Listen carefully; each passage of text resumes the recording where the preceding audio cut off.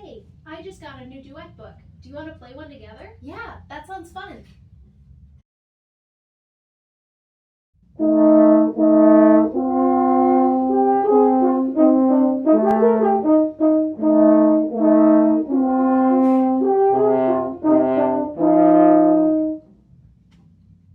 That didn't sound quite right. Did you remember to transpose? Transpose? What's that?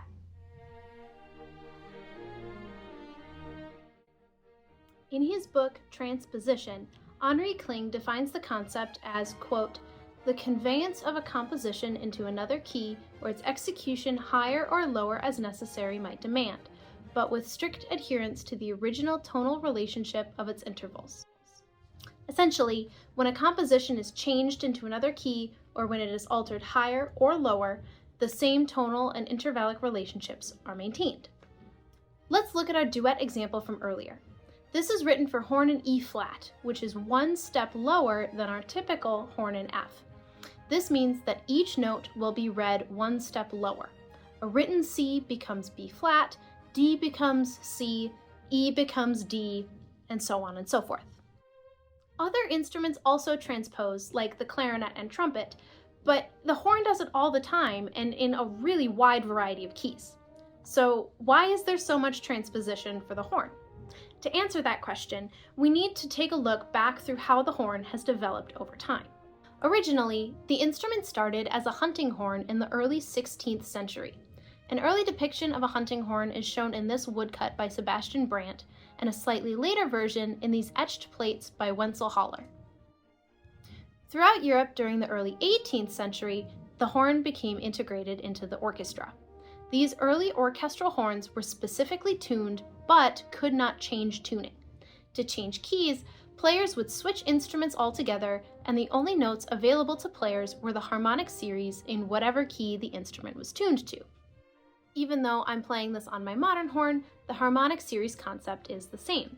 If I do not press any valves, this is the horn in F harmonic series.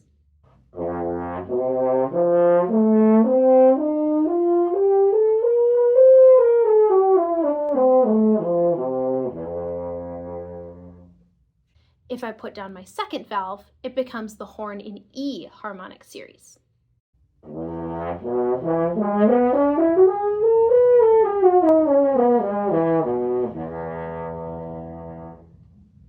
First valve is horn in E flat.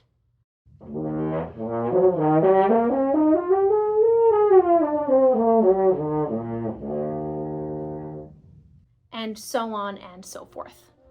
Even though my modern horn can easily switch between key centers, early orchestral horns could not, which is why they would switch instruments entirely to get these different key centers. In the late 18th to early 19th centuries, these early orchestral horns were adapted to be able to change tuning with various crooks of different lengths. These natural horns were developed in various ways throughout Europe, with production mainly happening in England, France, and Germany. Additionally, hand horn technique was developed to increase the amount of notes available outside of the harmonic series. Here's a demonstration of what a scale sounds like using hand horn technique. Notice the different ways my right hand moves to get different notes in the scale and how the tone quality is affected.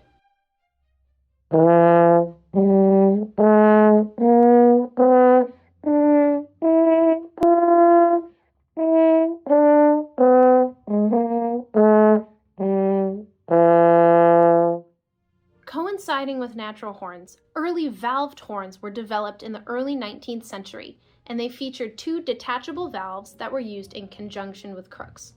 Especially for orchestral horn players, the addition of valves was developed to reduce the amount of tuning crooks musicians needed to carry with them, which, depending on the repertoire, could be 9 to 15 crooks. Now, instead of switching out crooks for different keys, it was now possible to use valves for wider tuning options with just one crook. In the mid-19th century, further modifications were made to include 3 valves. The valve type differed mostly by country, and a variety of different piston and rotor valves were developed. It is important to note that these early valve horns were still thought of as natural instruments and used hand horn technique. The valves were just a simplified version of switching out crooks. The The typical modern horn that we recognize today are double horns tuned to F and B flat using rotor valves.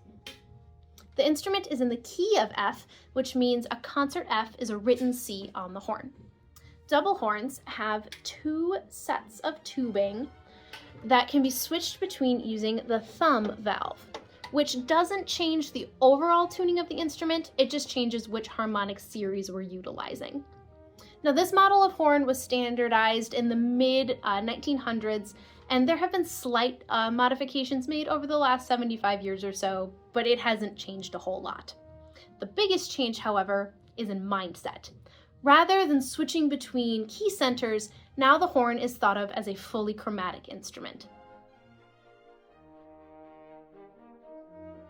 Now that we have a better understanding of the horn's overall history and development, we can jump into the specifics of how transposition was influenced alongside the horn's development. In the beginning, horn parts were written in different keys corresponding to crooks that changed the length of the instrument's tubing. This first example is from Mozart's first horn concerto, which indicates a re or D crook. The solfege syllable is based on a fixed do system where C is always do. Even as the horn first developed valves, players and composers were thinking based on key centers, and the parts represented that. As the horn became a fully chromatic instrument, however, the new standard became to write all parts in F and use key signatures and accidentals to indicate key centers and tonal shifts.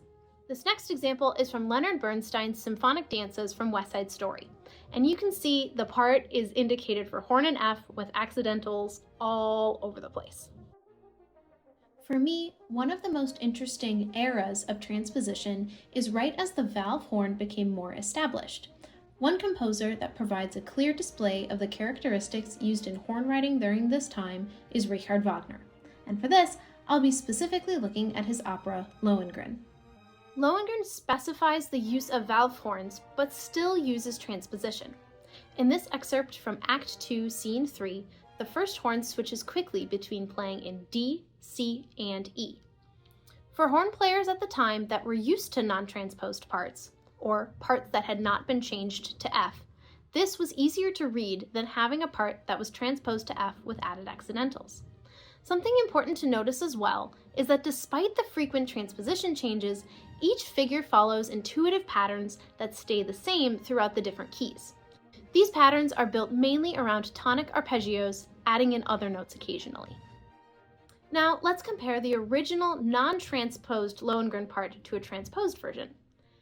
The biggest difference are the frequent key changes in the transposed part. Key signatures were used during that time, but more typically, a part appeared with a specific transposition and no key signature. Although the same information can be gleaned from a non-transposed and transposed part, a non-transposed part provides a very clear representation of the tonal center and any chromatically altered notes, which, especially to horn players at the time who were highly used to transposition, would have been a lot more efficient. But wait, didn't I say earlier that the modern horn is a fully chromatic instrument, that parts are in F with key signatures and accidentals? Yes, that is true.